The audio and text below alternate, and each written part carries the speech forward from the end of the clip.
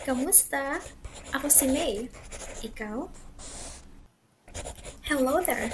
This video will provide you with the common words used in the Philippines to help you learn how to speak Tagalog or Filipino. Without further ado, let's get started! Usok. Usok. Usok. Meaning smoke. Apoy. Apoy. Apoy.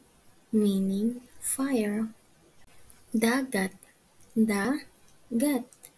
Dagat, meaning sea or ocean. Tubigan. Tubigan. Tubigan, meaning tumbler. Tsaa. Tsaa. Tsaa, meaning tea. Kape. Kape. Kape, meaning coffee. Makinis. Makinis. Makinis, meaning smooth. Magaspang.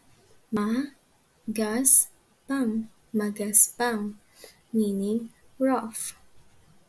Maaraw. Maaraw. Maaraw, meaning sunny. Makulimlim.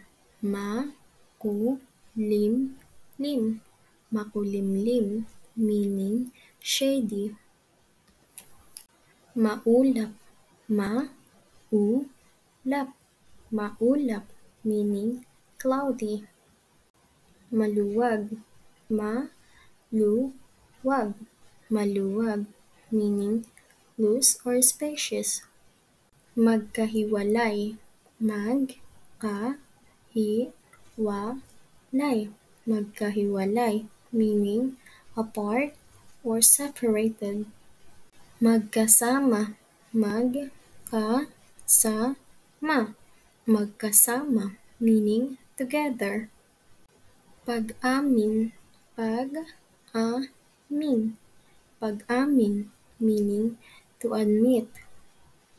Pagtanggi. Pagtanggi.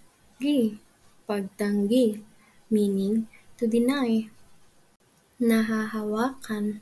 Nahahawakan. Nahahawakan, meaning tangible or something that can be touched. Hindi nahahawakan.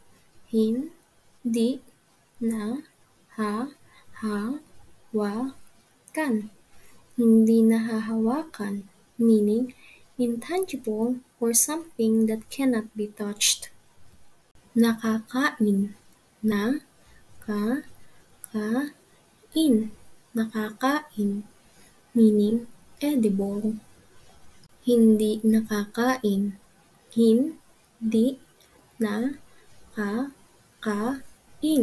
Hindi nakakain, meaning inedible.